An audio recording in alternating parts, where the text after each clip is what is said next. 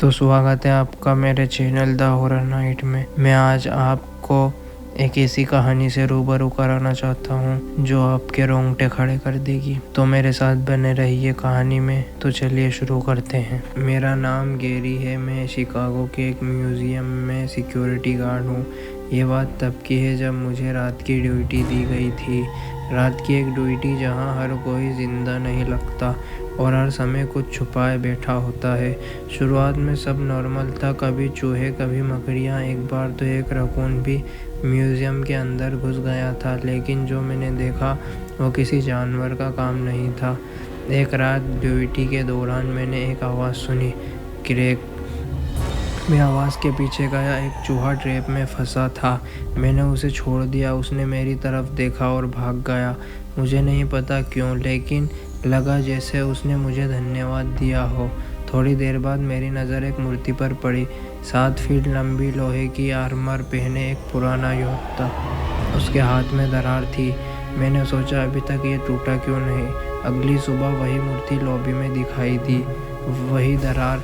मेरा दिमाग घूम गया, लेकिन मैंने खुद को समझाया शायद काफ़ी होगी। अगली रात लाइट बंद होने के बाद मैं ऊपर जा रहा था और तभी वही मूर्ति सीढ़ियों के बीच खड़ी थी। हिल नहीं रही थी, लेकिन मुझे ऐसा लग रहा था जैसे वो मुझे देख रही हो। अचानक मेरे कानों में टीवी स्टैटिक जैसी आवाज़ आई, तेज़। मैं चीख पड़ा। जब आवाज़ रुकी मूर्ति गायब थी। मैं भागना चाहता था, लेकिन तभी क्लीनिंग रूम से आवाज़ आई दरवाज़ा खोलने की। मैंने वहां जाकर देखा और तभी वो मेरे सामने था। उसने अपना सिर घुमाया, पत्थर घिसने की आवाज़ और उसकी आंखें बैंगनी चमकती हुई। मैं जान बचाकर भागा। वो चल रहा था, उसकी तलवार फर्श पर घिसट रही थी। मैं जान बचाकर भागा। वो चल रहा था, उसकी तलवार फर्श पर घिसट रही थी। पीछे खून की धार छूट रही थी। मैं लॉबी में पहुंचा, गोली चलाई, कुछ नहीं हुआ। वो अमर था। मैं कूदकर बाहर भागा। पैर टूट गया। वो मेरी तरफ दौड़ा। मैं कार तक पहुंचा। उसने तलवार घुमाई और मेरी टांग काट दी। मैं ज़मीन पर पड़ा था, खून बह रहा था। मुझे लगा अब सब खत्म। तभी सूरज निकल आया और वो रुक गया। रोशनी की तरफ देखा और पत्थर बनकर टूट गया। मैं हॉस्पिटल में हूँ, मेरी टांग नहीं है।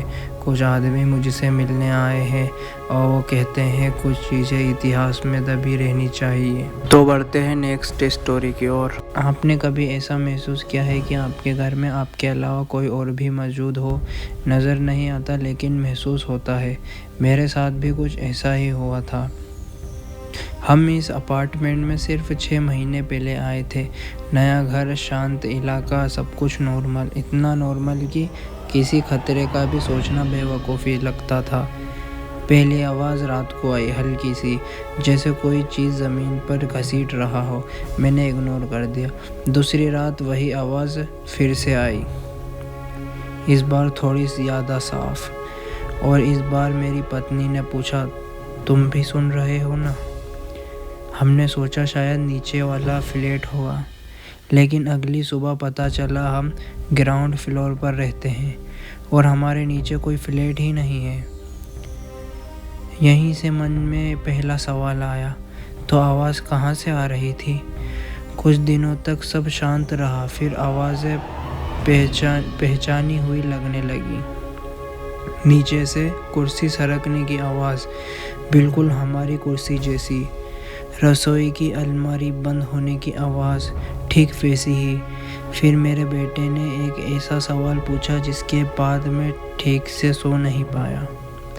उसने कहा, पापा, नीचे वाली फैमिली हमारी तरह क्यों बोलती है?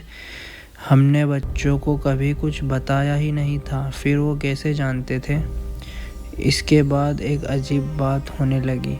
पहले आवाज़ आती, फिर हम वो काम करते जैसे कोई हमसे पहले हमारी ज़िंदगी जी रहा हो।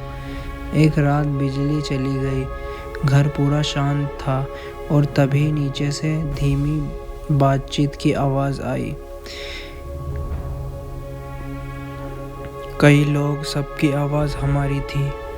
मैं शब्द साफ नहीं सुन पाया, बस एक लाइन मेरे कानों में अटक गई। मेरी ही आवाज़ में। हम में से सिर्फ एक ही यहाँ से जाएगा।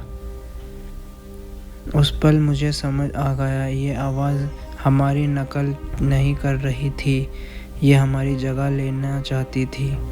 मैं बच्चों को लेकर भागा। मेरी पत्नी पीछे रह गई। उसने कहा, बस 1 मिनट। वो 1 मिनट आज तक ख़त्म ही नहीं हुआ। पुलिस ने कहा, नीचे कोई फ्लैट ही नहीं है, सब कुछ आपकी सोच है।